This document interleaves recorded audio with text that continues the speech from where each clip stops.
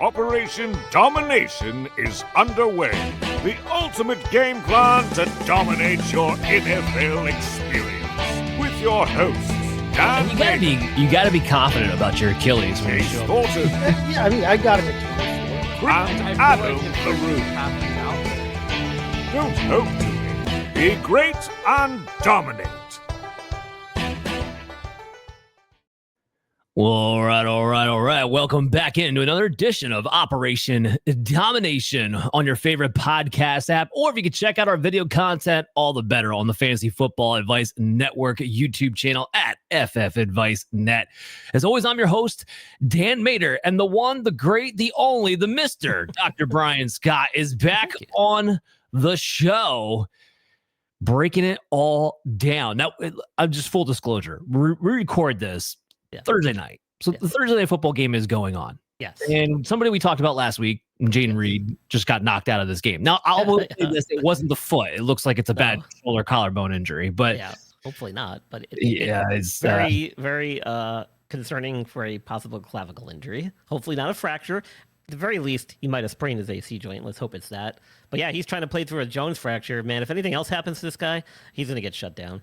Yeah, it's a ticking time bomb. And he had the great week one. And Brian, you called, he said, look, he might even look okay week one, but it's just kind of a matter of time. And he's picking up the extra injuries is not helping. He actually made a great catch on the play, unfortunately, too. And didn't they were going to rule a touchdown, but there was a holding penalty, came back, tough break. Yeah, it really is. And look at you with the injury analysis on the fly. On the fly. Speaking of injury analysis, yes, we got a lot to go over. It's week one. God, it's like we got 1 week, and it's not like there's always going to be injuries. Yeah. But I did not expect my list to be this full of like fantasy studs that we have to talk about, frankly. Yeah. So let's kick it to the top, and we do this position by position so we can get you the full rundown. So we go to the quarterbacks. There's one that we're keeping our eye on, and it is Brock Purdy. I mean, my 49ers just can't get a break. So it was a shoulder, but no one really cared about the shoulder. It was more like the turf toe that came up. So what do you got on Brock Purdy's turf toe injury? Well, for one, I feel like every time he is hurt, it's always like two things. I feel like it's always like this and that, right? Like it's always an upper extremity and a lower extremity injury. So that's when he goes down, he goes down with his whole body. So. And that's not easy to compete with if you're a quarterback, for crying out loud. So they're saying it's a turf toe variant, which if you had to pick between a turf toe variant and an actual turf toe injury, you should always pick the variant because that means that it's probably not an actual turf toe. It's probably more like some type of ligamentous sprain rather than an actual tear to the really important structure, the plantar plate, which is the real thing that defines a true turf toe injury. And that, if that is injured, that's when turf toe becomes a real big problem and generally requires season-ending surgery or extended periods of rest and rehab. They're saying 2 to 5 weeks, and that's according to multiple reports. I'm guessing it's going to be close to at least 4 weeks minimum. That's my guess. He's already not practiced, I think, yesterday. I'm not even sure if he did anything today. Now you throw in the shoulder thing on top of it. I mean, it's not looking good. They're saying week to week. The MRI was encouraging, so again, that's where the variant of the turf toe injury comes in. So I guess if you had to say, look on the bright side, that's probably it. Okay, so you're saying maybe 4 weeks. Okay, I'm thinking closer to 4. Now, Purdy's a tough guy. And you're a medical professional, but it wouldn't shock me if he found a way to get on the field in, let's say, 2 or 3. Yeah, I mean, and that's not out of the realm of possible. It really depends on the severity, but I mean, if it's enough to keep him out of practice already today, we're already at Thursday, there goes week 2. Now you're looking at, and the shoulder on top of it. You can maybe throw in a week or a couple days here and there too. Again, it depends on the severity. We don't know exactly how severe it is. They said it was better than expected. But anytime you hear turf toe variant, you're still talking about some type of turf toe injury, just not the one we dread. Well, that's the good news. The reason I bring up that timeline of more like 3 is because when I look at the 49ers schedule, you get the Saints this week, you can win that with Mac Jones, fine. Arizona, 50-50, still not looking like a great team. Wasn't very impressed with their game when they played against the Saints. They get Jacksonville the week after that. That has a Mac Jones revenge game written all over it. The week after that's the Rams, week 5. I have a feeling, and that's a Thursday night game. I have a feeling that they're going to plan on Brock Purdy being back for that Rams game in week 5. That's just looking at it. That's about the right timetable. And it may be a week earlier, but I feel like they're going to make a push for that to happen. So that's kind of why I'm just throwing that out there. And you make a great point, Dan. I always encourage you to factor that into my analysis and in how you use my information to make your decision about what to do with your rosters, because that is definitely something that gets looked at, not necessarily maybe from the medical side as much as the coaching and organizational side, but it is something that is considered when you're looking at their rest and how they kind of push them through their recovery and the aggressiveness with what they do that. So that is definitely something worth considering. Yeah. So here's the point of the fantasy analysis. If you have Brock Purdy and have an IR spot, that's a no-brainer. Plug him in. The guy, when he plays, is a top 12 quarterback. He's a QB1. He should be on your rosters. The other thing, this was funny to me, and I'm only in like 2 home leagues. The rest of the leagues I'm in are either industry leagues, expert leagues, whatever. But the 2 home leagues I'm in, which are 12-man leagues, 1 quarterback. And typically, my smart analysis would be, look, if you don't have the IR spot, you don't necessarily waste one on Brock Purdy. He's a low-end QB1. You can find streaming options to kind of simulate that kind of production. But then I look at my home leagues, and that's what a lot of people are in when they listen to this show. Everyone has like 2 and 3 quarterbacks. I'm like the only team that doesn't only has like 1 quarterback. So you may not have a ton of quarterbacks available to you. So know your league, know what options you have. If you're in a smarter league where there's probably more quarterbacks available on the waiver wire because it is single quarterback and not everyone's trying to clog up their rosters with extra quarterbacks who can't play, then you should be fine to drop Purdy if you don't also have the IR spot. If you do, use it. If not, where people are just collecting quarterbacks, maybe find a way to keep on your roster. Because again, when he comes back, he's a top 12 quarterback pretty consistently. As far as the Mac Jones of it all, look, I'm not looking to start Mac Jones for fantasy football purposes, but I do think Mac Jones, who should have been who the 49ers drafted back in 2021 instead of trading for Trey Lance, I do think he's a good fit for the system. In other words, if you're looking at Ricky Pearsall, you're looking at Christian McCaffrey, maybe we'll talk about Jauan later, but maybe if he plays, like I think Mac Jones can get the ball to these guys effectively enough that you can still play them with confidence. That's more my big takeaway for that. All right, so let's dive into the running backs. I only have 1 name for you, thankfully. I thought I would have more, but I don't. So James Cook, hamstring issue. What's the update there? Well, he was limited on Wednesday and was upgraded to a full participant on Thursday. However, and I don't know when they play this weekend. If it's depending on the timing, this could have been a walkthrough if they travel. Sometimes they'll travel Friday, Saturday. Sometimes they'll get to the next city early and just do some walkthrough stuff Friday, Sunday. Saturday. They play Sunday. So that may factor into it. I don't know, but they're expecting him to be ready to go. I always throw the caveat in there with hamstring injuries, very high re-injury rate. Don't be surprised if that does happen, because until you simulate actual game conditions, it's really hard to gauge where you're at with a hamstring strain as far as your recovery goes. And this happened just barely a week ago, and he's already limited in practice with it. So it tells you that there is some symptoms there. And now you have to worry about a possible re-injury, which goes up and up the less time you have to rest and recover. So no, 100%. So look, ultimately, mostly good news on James Cook. Decent possibility you'll have him this week. If you don't, and you're one of the people out there who drafted Ray Davis thinking he was the handcuff, he was the guy. James on the hunt to James Cook. Ray Davis gets that production. Well, the usage on Sunday was annoying because Ty Johnson. Now, I'm not saying Ray Davis wouldn't be the main rusher. I do think he would be, but Ty Johnson came in as the 3rd down back. Meaning, if James Cook gets hurt, this is still going to be, to some degree, a committee between Ray Davis and Ty Johnson. Because Ty Johnson just, what is dead will never die. I mean, the guy just won't go away. Like, I don't know how he keeps hanging on to roster spots. He does just enough to get that passing role just to be annoying. So my point is this. If you're in PPR leagues and Ty Johnson's out there and available, maybe pick him up just in case. Because Ray Davis is mostly owned because most people drafted him to be that handcuff. So just kind of keep that in mind a little bit. But ultimately, trending up for James Cook. Okay, so wide receiver wise, Drake London, who I have everywhere because it's one of the few people who ranked him inside my top 5 of wide receivers. Shoulder issue. What do you got here? Day to day, they're not saying exactly what it was. Sounds like it might have been an AC joint sprain.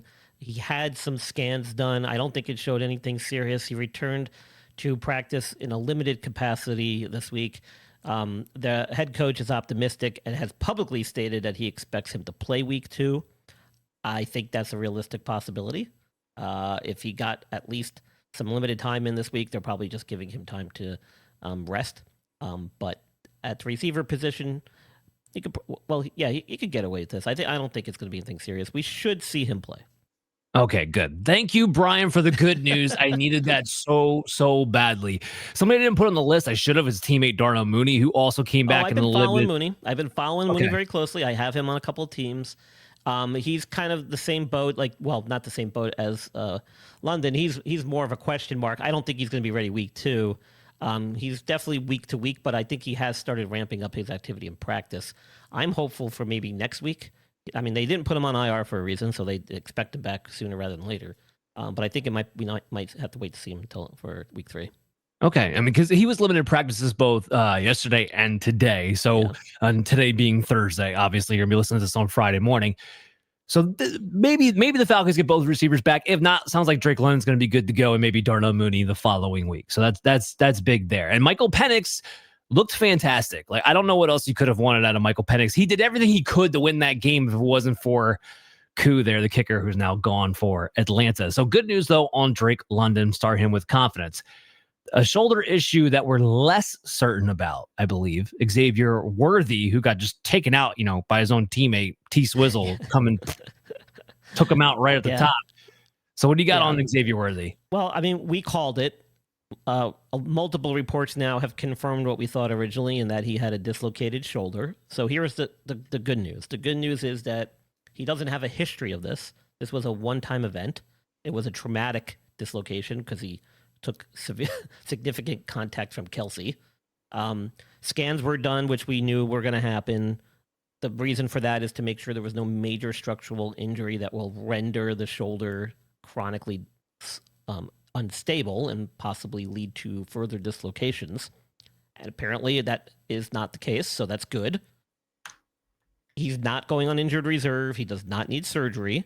He actually practiced in a limited capacity today, Thursday, was wearing some type of protective sleeve or brace, which when it comes to shoulder stuff doesn't really do much. It's more for comfort. I don't think we're going to see him week 2. It could be several weeks, but I don't think this is going to be like a super long extended absence. It really depends on how sore he is and how he's able to progress through his rehab. The fact that he was on the field today doing stuff, even though limited, is actually a really great sign, which means that he's probably just a little sore. He's probably going to play with some type of protective brace on when he does come back. But as far as dislocated shoulders are concerned, this is a very good scenario for him to have happen.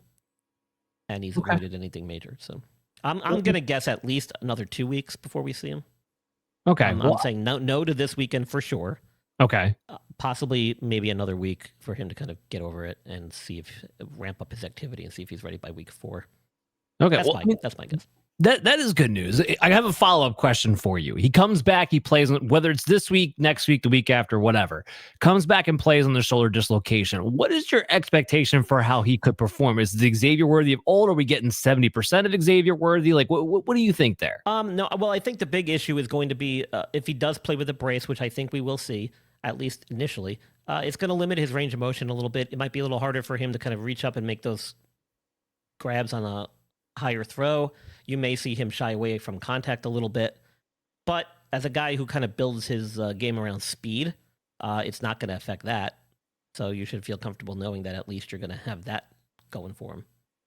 Okay. All right. So that's the good news. So basically what I'm hearing is that if Xavier Worthy goes, then you can go ahead and play him as you typically would.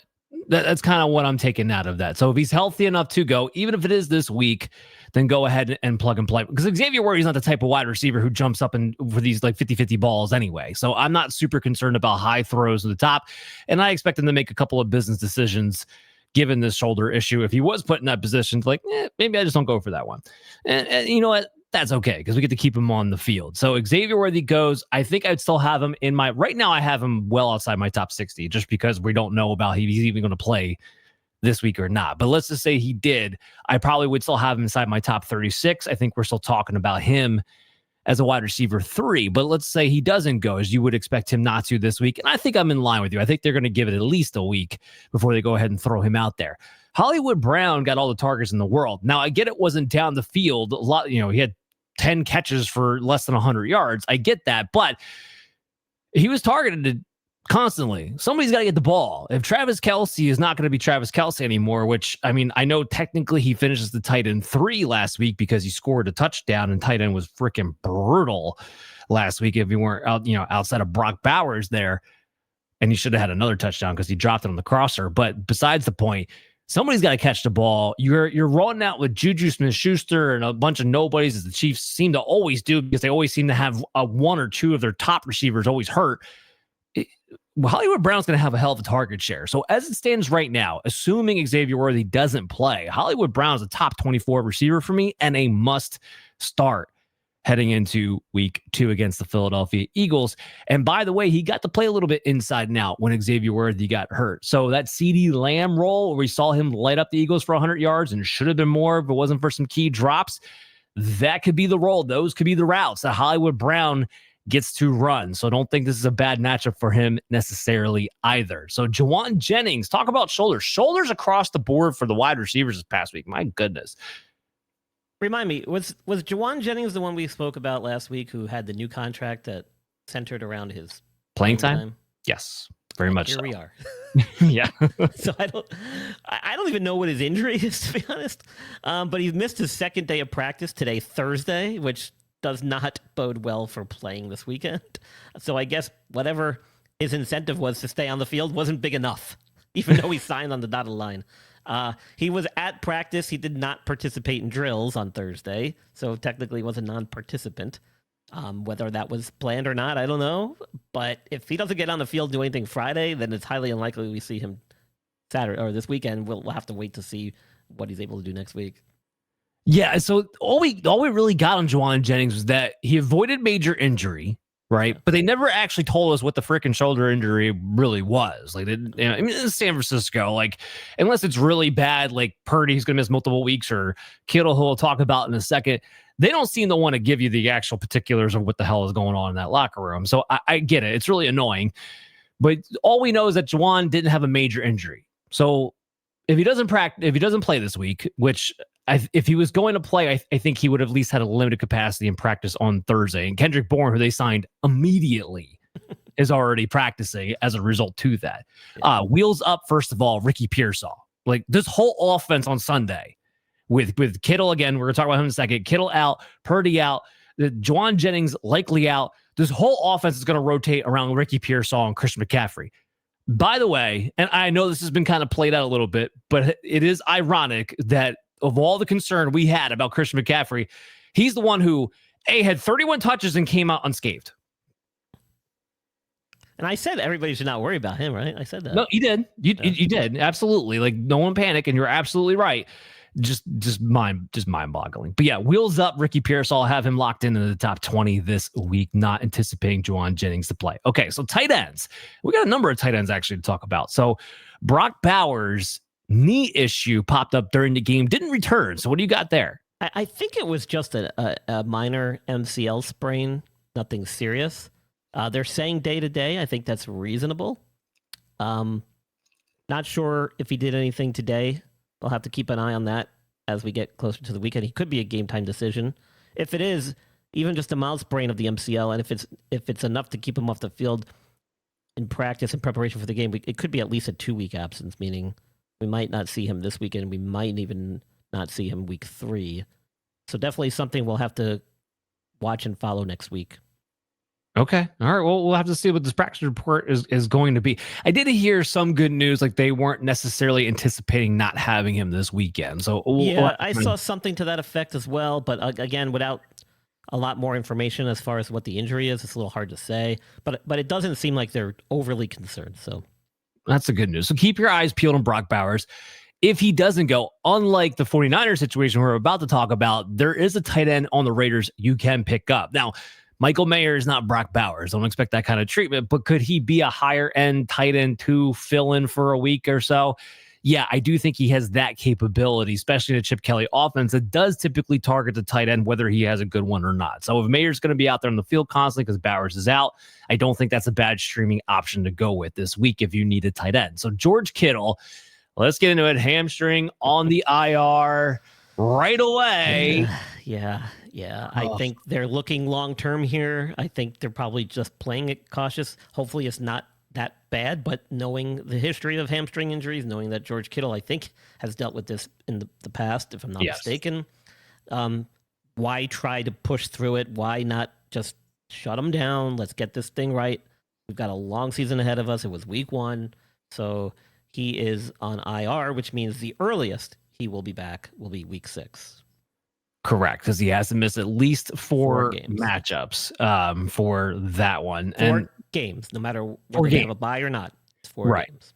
In the 49ers case, their bye is not till week 14, so 4 weeks is 4 games for them. Okay, so week 6 is the earliest Kittle comes back from the hamstring issue. Now, I want to ask you this as a follow-up. Is this the best way to like when Kittle comes back, because the way the training staff is handling it now, would you expect Kittle to be Kittle upon his return? Yeah, if it's not a serious hamstring injury, but yeah, because like we talked about, the re-injury rates are very high, and that window of re-injury can extend many weeks past their actual return to play. There's a window of time with when guys come back from hamstring strains that they are increased risk of having that re-injury occur. So even when you hear that guys are doing really well in their rehab and they're back full contact, ready to play, there still is a several week window where the re-injury rates are still very high. It takes a long time for those re-injury rates to come back down to normal after a significant hamstring injury. So I think this is the way to go. Timing is everything. And like I said, because it's early, week 1, I think this is the smart thing to do so that later on in the year, when you're trying to make a playoff run, you have him available and he's 100% recovered, and that re-injury risk is much lower, if not back to normal. Brian, what you just said right there was a point I was going to make. I know if you drafted George Kittle, you spent a top 3 round pick on him, right? You drafted him within the first 3 rounds. And I get that people who did that, you did that with the idea, I'm not going to have to stream the abysmal, deep, dark ocean that is streaming tight ends every single week. And I get that it's depressing when he goes on IR and like, look, next 4 weeks, I got nothing. But to your point, I was actually okay with this, because what this tells me is that there's a better chance than there would have been otherwise that George Kittle can be George Kittle when I need him to actually be George Kittle, which is the second half of the season in the playoffs. You're not going to lose your league over the next 4 weeks, guys. The second half of the season is what matters most. Building yourself up, getting better each week to that point. Does it suck in the meantime? Yes. But your fantasy football seasons will still very much be intact by the time Kittle returns, and he could return at a crucial moment for you and actually playing at his level because they decided to handle it this way. So that is the silver lining. On the flip side, anybody who thinks Jake Tongas is a pickup is a moron. And I don't care if that's being harsh. I don't know why anybody would advise you otherwise. I don't know why people are rushing. He makes one grab. By the way, it was like his first touchdown ever. He makes one grab and to win the game. And people are like, oh, well, Jake Tongas, maybe. No, absolutely not. He's there to block along with Luke Farrell. Kyle Juszczyk is actually getting time with the tight end room this week. God knows who's playing that position. No, stop it. There's other options for you to go ahead and pick up, like, and I mentioned this in yesterday's show, Jauan Johnson, who's widely available and got an obscenely amount of snaps, route runs, and targets this past week on a team that's going to be trailing every freaking week. And talk about guy who has free way to play because of injuries. Taysom Hill's on the IR, Foster Moreau's on the pup. Jauan Johnson has the tight end room all to himself. The only thing that's been holding him back has been the lack of playing time throughout his career. He's an actual receiver. Okay, I had to get that off my chest. Now, Evan Engram, calf issue. What do we got here? Well, first of all, Dan, I thought we had a gentleman's agreement that we wouldn't discuss Evan Engram ever again because he was a former Giant and he underperformed his years in New York, and I was glad to see him go. He was often injured and, like I said, underperformed a lot, and he's been on the injury list just about every season that we've done the show. Yeah, well, here's the problem. He signed with Denver, got the Joker role, and then everybody jumped back on him again. That's right. Here we are. Exactly right. Yeah. So calf injury was limited in Wednesday, full participant on Thursday. But as I've known and Evan Engram throughout his career and seeing him play New York, that doesn't necessarily mean he's 100% recovered. They expect him to be ready to go on this weekend. Okay, great. Like, he probably is, but I'm still not sold that he's anything fantasy relevant. But I know he keeps popping up in everyone's thing, so here we are. So we did right before the season kicked off. Actually, we did a best 5, a bust 5, a sleeper 5 tight ends, and he was on my bust 5. Not just because of the injury factors, which has always been a problem with Evan Engram throughout his career, but the fact that I don't really, outside of Cortland Sutton, I'm not really enthralled with any of the pass catchers of the Denver Broncos anyway. And anybody who thought Evan Engram could come in and be the Joker, I'm like, look, I don't know what you're watching. This is a guy who doesn't score a lot of touchdowns, even when he is targeted at an obscenely amount. And it's a guy who only runs about 8 yards past line of scrimmage. He doesn't stretch the seam. He hasn't stretched the seam since his rookie year with the Giants. That's the last time we've seen this guy actually be a vertical threat. So yeah, I'm not on Evan Engram. Even if he's okay to go, I was already looking in other directions anyway. I would not advise starting him. So this guy we got to bring up a little bit. Isaiah Likely. Now, the ankle issue. First, give me what you got on the ankle issue. Well, he's coming off this surgery or whatever he had, or maybe not even a surgery, I forget, with this small fracture in his foot / ankle. We don't exactly know what bone it was. They call it a small fracture. I mean, we can sit here all night and try and figure out what it might be, but going back to when the injury occurred, I think we talked about this last week or maybe even the week before. I think I was looking at like a week 4 return, which is why they didn't put him on IR, because by the time that week 4 rolled around, it was going to be about 6 weeks or so from when all this kind of started, or whenever he had done. I can't remember, Dan. I apologize. He kind of got lost in the shuffle of my list, but there's not been much more information than that, like as far as what the actual injury is. So your guess is as good as mine at this point. Now they're saying I don't think he's going to be ready week 2. So I'll stick with that original week 4 timeline that I'm pretty sure I said a couple weeks ago, because I've seen nothing in the reporting that would indicate it's going to be anything sooner at this point. No, it's not. And I wasn't really going to bring this up until we get closer to week 4, because that has been the expectation all along. Even though there was a chance he could come back earlier because they didn't put him on PUP, they didn't put him on IR. The reason I bring it up is because everyone's freaking out about Mark Andrews.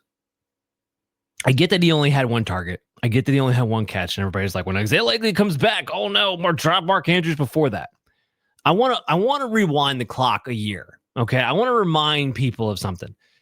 We got to week 6 last season. Andrews stunk first 6 weeks of the season. It was absolutely awful. And people were talking about, he had 2 goose egg weeks in a row. People were dropping him left and right. He still wound up with a Mark Andrews stat line by the end of the season because he got his touchdown still by when it was all said and done. Isaiah Likely, on the other hand, had a good week 1, and then we never heard from him again. Did nothing. He was on the field, but he wasn't doing anything. So this idea that when Isaiah Likely comes back, that all of a sudden Mark Andrews can never perform. Dude, this is the Ravens. Only 1 guy in the passing attack can eat at a time. Last week it was Zay Flowers. That's how it works. If you drafted Mark Andrews, just like so many of the other tight ends ranked from tight end 5 to tight end 10, you're going to ride a roller coaster. That's how it works in that range. Is it maddening? Yes. But the second you bench Andrews is the second he has that 2 touchdown performers that you were actually looking for. So don't bench Andrews. Stick with it. Isaiah Likely is not a threat to his role and what he does. Everyone's freaking out about, well, Charlie Kolar played so much and Andrews didn't. Andrews has never hit the traditional tight end 1 thresholds when it comes to snaps and routes run. Never. He never plays as a full-time tight end. Never has that been part of his career. He's always had somebody else who's gobbled up those blocking opportunities. That's not what Ryan Andrews does. He's efficient with the opportunities he's given. Period. It'll be fine. Anyway, Cade Stover. Now, I typically wouldn't bring up a guy like this who is not on anybody's fantasy roster. I want to kick it to you for the injury analysis on here, but there is a reason why I put him on the list. So go ahead first. So fractured foot, more than likely a Jones fracture, going on IR. I don't know. Did they say he's having surgery? I didn't see if he was having surgery or not. I felt like that was the sentiment when they put him on IR, That's though. Kind of what I got just from hearing the reports, even though it wasn't specifically mentioned, but they also didn't specifically mention what bone he fractured. Okay, let's just assume it is a Jones fracture. Whether you have surgery or not, the timeline's about the same. Unless you're Jaden Reed and you're trying to play through it, of course, which doesn't sound like Stover is. So let's just assume it's a Jones fracture with or without surgery. It's going to be 4 to 6 weeks before that thing's even healed enough for him to step back on the field. And so IR he goes. Week 6 return is the earliest we'll see him. Okay. So that's it on Stover. So week 6, earliest we can get him back. The reason I brought him up is because there are so many questions, again, because of the injuries, about what do I do to fix my tight end position? Well, with Stover out of the way, what happened in week 1 is Stover actually played a near 50-50 split with Dalton Schultz. Now he's out of the way. Schultz still looked like, well, Dalton Schultz to me, like not super, oogly eyes I'm going to get out there for him, but at the same time effective when given the opportunities. And right now, because Nico Collins is the only established wide receiver, we're still waiting for Jaden Higgins to get going. We're still waiting for Jalen Noel to get going. They're rookies. This may take some time. And CJ Stroud's offensive line is just as bad as it was a season ago. So he has to get the ball out of his hands quickly. Well, Schultz now becomes a full-time guy. Guess what? We're looking at Schultz a possible top 12 tight end, at least while Cade Stover is out. Everybody was worried about the usage, but that's gone now. So this is the reason why I brought Cade Stover up. We talked about all these tight ends. We're talking about guys that you can target to replace them that might help you stay effective at that position. Dalton Schultz is a guy who now pops up because of the Cade Stover injury.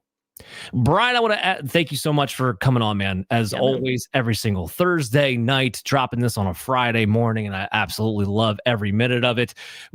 Tell everybody where they can follow you at, what they need to check out, what you got coming up. Yeah, so this is it, man. This is what we do throughout the season.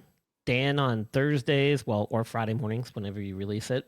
TSS Fantasy at That Sports Podcast Network on Fridays and Sundays. I'll be doing some stuff with the Blonde Blitz and Deb Wickus.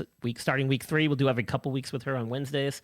So I'm pretty busy doing all the injury stuff. You can follow my social media on X at Injured List Pod. That's where I do most of my updates throughout the week. When information or injuries come in, I'll usually do some posts just to kind of give some information. Maybe sometimes I'll do some reposts with comments and whatnot.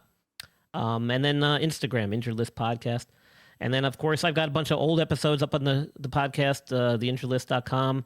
You can check out some previous stuff there. Haven't done much new content lately, just been focusing on the football season, getting ready for all the weekly stuff that I do, which has been keeping me pretty busy. But, there's a lot of the stuff on there is still applicable today. Some good interviews with former athletes, healthcare professionals to talk about various sports injuries and stuff. So if you're interested in that kind of stuff, check it out. Awesome. Absolutely love it. Again, Injured List Podcast. Make sure you download and check Dr. Brian Scott out. Make sure you check us out, Operation Domination, on your favorite podcast app so you can get those episodes on the go. And make sure you download our video content when you go to the YouTube channel, the Fantasy Football Advice Network at FF Advice Net. I'm going to be back tomorrow with Chaz Filardi, Sports Betting Weekly, so we can line your pockets with some green along with our fantasy football analysis. Until then, we'll see you next time.